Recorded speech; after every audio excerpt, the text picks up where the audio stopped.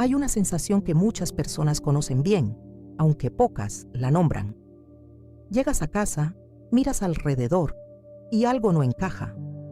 No es suciedad, no es desorden grave, es esa incomodidad silenciosa de no saber exactamente dónde está cada cosa, de sentir que el espacio nunca termina de estar del todo bien. Durante mucho tiempo, se creyó que ordenar era cuestión de tener más armarios, más cajones, más sistemas de almacenamiento. Pero hay una forma diferente de ver el orden, una que no parte de la cantidad de espacio que tienes, sino de la relación que tienes con lo que te rodea. Viene de lejos, de una cultura que lleva siglos pensando en el espacio, en los objetos y en el tiempo de una manera muy distinta a la que solemos conocer. Y lo interesante es que sus gestos más simples, los más pequeños y cotidianos, son los que más cambian. En este vídeo vamos a ver 10 de esos gestos. No son técnicas complicadas, no requieren reorganizar toda la casa en un fin de semana. Son pequeñas formas de hacer las cosas, tan concretas que puedes empezar con alguna de ellas hoy mismo. Consejo 1. Dejar cada cosa en su sitio en el momento en que terminas de usarla. En muchas casas el desorden no llega de golpe, llega de pequeñas postergaciones. El vaso que se deja sobre la mesa porque ya lo llevo luego, el abrigo que se cuelga en la silla porque lo voy a necesitar mañana de todas formas. Las llaves que se dejan donde hay sitio libre porque ya las busco cuando salga. Cada una de estas decisiones parece insignificante, pero se acumulan. Y cuando miras la casa al final del día, el resultado de todas esas pequeñas postergaciones está ahí, visible y pesado. La cultura japonesa tiene un principio muy concreto para esto. Cada objeto tiene su lugar y vuelve a ese lugar en el momento en que terminas de usarlo. No después, no cuando te acuerdes, en ese momento. Lo que parece un pequeño hábito tiene un efecto enorme, porque si cada cosa regresa sola a su sitio, el desorden no se acumula. No hay montaña que recoger al final de la semana.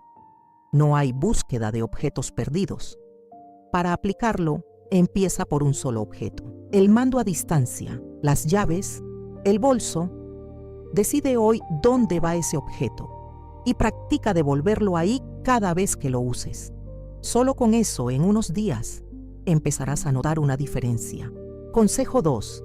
El ritual de la entrada. Preparar la llegada a casa. En muchas tradiciones japonesas, la entrada de una casa no es solo un pasillo, es un lugar de transición, un espacio donde la persona que llega de fuera se convierte en la persona que está en casa.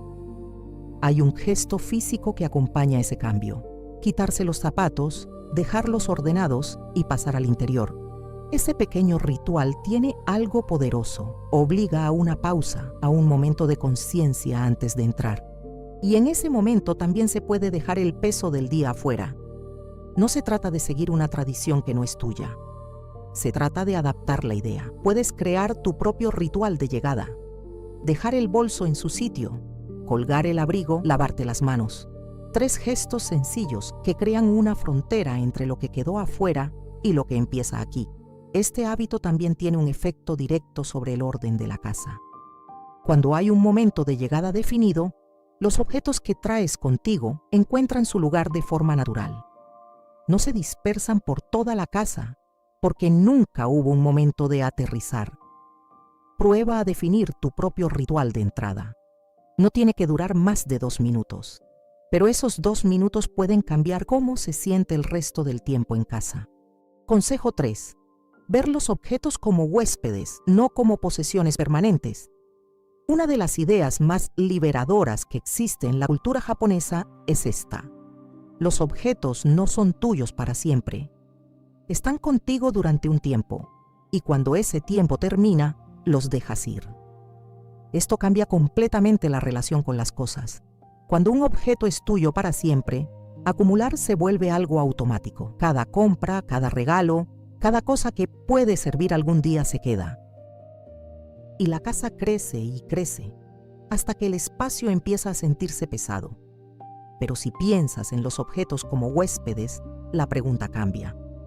En lugar de ¿puedo deshacerme de esto?, que suena a pérdida, te preguntas: ¿sigue siendo bienvenido aquí? Y eso es mucho más fácil de responder. Cuando algo ya no tiene uso real, cuando lleva meses sin tocarse, cuando ya no encaja con quien eres hoy, ha cumplido su ciclo. Puede irse con gratitud, no con culpa. Este cambio de perspectiva también alivia la sensación de que ordenar es sacrificar. No estás perdiendo nada. Estás haciendo sitio para lo que sí importa. Y eso se nota. Un espacio donde solo están las cosas que de verdad tienen lugar es un espacio que descansa la vista y la mente. Consejo 4. Doblar la ropa de pie. El método que transforma los cajones. Durante mucho tiempo, la forma más habitual de guardar la ropa fue la misma: apilarla. Primero va una prenda, encima otra, luego otra, hasta que el cajón está lleno. Para encontrar lo que buscas, revuelves, y lo que está abajo se queda abajo durante semanas. Hay una forma diferente, y quien la prueba por primera vez siempre se sorprende de lo sencilla que es. En lugar de apilar la ropa, se dobla de manera que cada prenda queda de pie, vertical, dentro del cajón, como si fueran pequeños libros en una estantería. El resultado es inmediato. Puedes ver toda la ropa de un solo vistazo. No tienes que revolver para encontrar nada. Cada prenda ocupa su lugar sin aplastar a las demás, y el cajón aguanta más cantidad porque el espacio se usa de forma más eficiente. Pero el cambio más grande no es práctico, es visual. Cuando abres un cajón y ves todo ordenado y visible, hay algo que se calma. No tienes que buscar, no tienes que deshacer lo que ya estaba hecho. Está todo ahí, claro y accesible. Para empezar, prueba con un solo cajón. El de las camisetas o el de la ropa interior. Dedícale 15 minutos y observa cómo te sientes cada vez que lo abres durante los días siguientes. Consejo 5. Un espacio vacío tiene valor.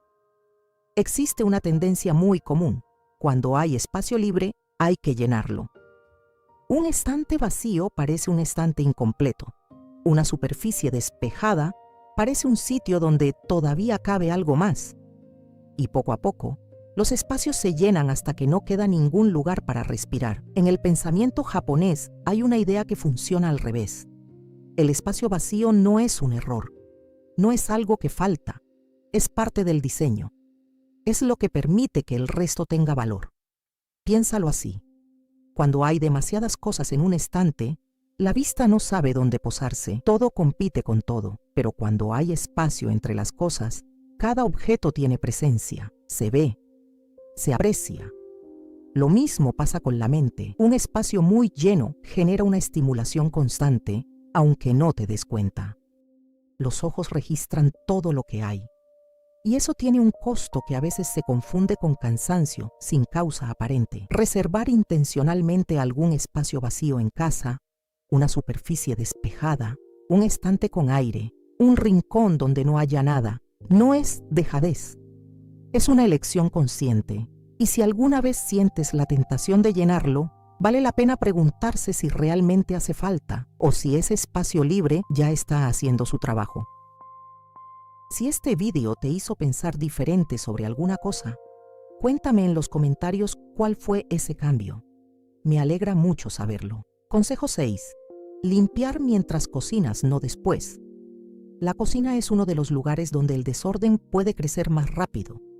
En 20 minutos de preparación se pueden acumular tablas, cuchillos, boles, envases, restos de comida. Y cuando el plato está listo, la cocina parece otra. Limpiarla después de comer cuando ya hay cansancio se convierte en una tarea que pesa más de lo que debería. Hay un gesto pequeño que cambia esto completamente. Limpiar mientras cocinas. Mientras algo hierve, lavar el bol que ya no necesitas. Mientras esperas, enjuagar la tabla. Mientras se calienta el aceite, tirar los restos al cubo. No es hacer más trabajo, es distribuirlo en el tiempo de una forma que lo hace casi invisible. Cuando el plato está servido y te sientas a comer, la cocina está casi recogida. Y después de la comida, lo que queda es mínimo. Esto también tiene un efecto sobre cómo se disfruta la comida. Cuando sabes que no hay una montaña esperándote al terminar, el momento de comer es más tranquilo. No hay esa sombra en el fondo de la cabeza. Es un hábito que al principio requiere un poco de consciencia, pero se vuelve natural rápidamente, y cuando lo practicas, te preguntas cómo no lo hacías antes. Consejo 7. La regla de lo que entra y lo que sale. Hay una dinámica muy sencilla que explica por qué las casas se llenan con el tiempo aunque nadie lo planee. Entran cosas pero pocas salen. Cada compra, cada regalo, cada objeto que puede ser útil suma. Y si nada sale, el resultado inevitable es más y más. En la cultura japonesa existe un principio que equilibra ese flujo. Cuando algo entra, algo sale. No como una regla rígida, sino como una forma de mantener el equilibrio. Si llega un objeto nuevo a casa, hay uno que puede irse. Esto no significa que tengas que desprenderte de algo que aprecias. Significa hacerse una pregunta antes de que algo nuevo llegue. ¿Hay algo que ya no necesito que este objeto podría reemplazar? ¿Está ganando sitio algo que en realidad ya lo tiene cubierto? Lo interesante de este principio es que también cambia la manera de comprar. Cuando sabes que algo nuevo implica revisar lo que ya tienes, las compras impulsivas se vuelven menos frecuentes de forma natural. No porque te lo prohíbas, sino porque el gesto de revisar te da perspectiva. Con el tiempo, este equilibrio se convierte en algo automático. Y la casa mantiene un nivel de ocupación que se siente cómodo, sin que tengas que hacer grandes reorganizaciones de vez en cuando. Consejo 8. El poder de las superficies despejadas. Las superficies horizontales tienen una atracción casi magnética. La mesita del café, la encimera de la cocina, la cómoda del dormitorio. Todo tiende a acabar ahí. El correo que llegó ayer, el libro que estabas leyendo, el cargador del teléfono, las llaves de repuesto, la bolsa que no llegaste a colgar. Y cuando esas superficies están llenas, hay algo que cambia en la percepción del espacio. Aunque el resto de la habitación esté ordenado, una superficie llena hace que todo parezca más cargado de lo que es. En la estética japonesa, la superficie limpia no es un lujo, es la norma. Lo que no tiene un lugar definido no debería estar a la vista. Lo que está a la vista debería estar ahí con intención. Para aplicar esto, elige una sola superficie, la que más ves cada día. Vacíala por completo. Deja solo lo que tiene un motivo real para estar ahí, y durante unos días, comprométete a mantenerla así. Lo que suele ocurrir es que esa superficie se convierte en un ancla. Cuando todo lo demás se empieza a complicar, ese pequeño espacio despejado recuerda que el orden es posible, y ese recordatorio puede pesar más de lo que parece. Consejo 9. Hacer una sola cosa a la vez, también al ordenar. Cuando alguien decide ordenar, a veces empieza en el dormitorio, abre el armario, saca cosas, se distrae con algo que tenía que llevar a otro cuarto, va al salón, ve otra cosa que hay que mover y al cabo de una hora hay más desorden que al principio, en 3 habitaciones distintas. Esto no es falta de voluntad, es la consecuencia de intentar hacer demasiado a la vez. El cerebro humano no trabaja bien con tareas múltiples y sin límites claros. Necesitas saber dónde empieza y dónde termina. La práctica japonesa tiene un valor muy arraigado. Terminar lo que se empieza en su totalidad antes de pasar a otra cosa. Al ordenar, esto significa elegir un espacio pequeño y concreto y completarlo antes de moverse a otro. No el armario entero, un estante del armario, no la cocina entera, el cajón de los cubiertos, no la habitación entera, el escritorio. Este enfoque cambia la experiencia de ordenar. En lugar de sentir que nunca termina, cada pequeño espacio completado da una satisfacción real. Y esa satisfacción, pequeña pero concreta, es lo que sostiene el hábito con el tiempo. Empieza pequeño, termina lo que empiezas, y luego decide si quieres seguir o no. Esa libertad de parar también ayuda. Consejo 10. Agradecer el espacio que tienes. Este último gesto es diferente a los demás. No es técnico, no tiene pasos. Es más una actitud que una acción, pero puede ser el que más transforma la relación con el hogar. En la cultura japonesa existe una práctica de gratitud hacia los objetos y los espacios, no como algo místico, sino como una manera de estar presente, de notar lo que hay. de no dar las cosas por sentadas. Cuando alguien empieza a mirar su casa con ese tipo de atención, algo cambia. El espacio deja de ser solo el telón de fondo de la vida. Se convierte en algo que cuidas, que aprecias, que mantienes no por obligación, sino porque lo valoras. Y eso tiene un efecto sobre el orden que ninguna técnica puede producir sola, porque el orden que viene de la costumbre o del esfuerzo se mantiene mientras hay energía. Pero el orden que viene de apreciar el espacio se mantiene de otra manera, más estable, más duradera. No tiene que ser un gesto elaborado. Puede ser tan sencillo como tomarte un momento al terminar de ordenar un rincón y notar cómo se ve. Respirar un momento antes de pasar a otra cosa. Reconocer que ese pequeño esfuerzo tiene valor. Con el tiempo, ese hábito de notar y agradecer se vuelve parte de cómo estás en casa. Y la casa, a su vez, empieza a sentirse de otra manera. Ninguno de estos gestos exige que cambies todo de golpe, ni que te vuelvas una persona diferente, ni que tengas una casa perfecta. Solo exigen que prestes atención a pequeñas cosas que ya haces cada día y que las hagas de una manera un poco distinta. Eso es todo.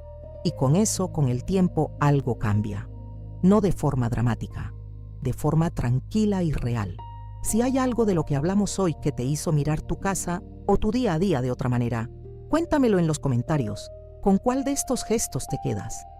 ¿Hay alguno que ya haces sin saber que tiene un nombre? Siempre me alegra leer lo que piensan. Me ayuda a entender qué es lo que de verdad sirve y a seguir trayendo cosas que valgan la pena. Si quieres seguir viendo este tipo de contenido, suscríbete y activa la campanita para que no te pierdas los próximos videos. Antes de irte, si alguna idea de este video te hizo mirar tu casa o tu vida de una manera diferente, cuéntame en los comentarios cuál fue ese cambio. Leo todo con mucho cariño y eso me ayuda a traer contenidos que realmente hagan la diferencia para ti.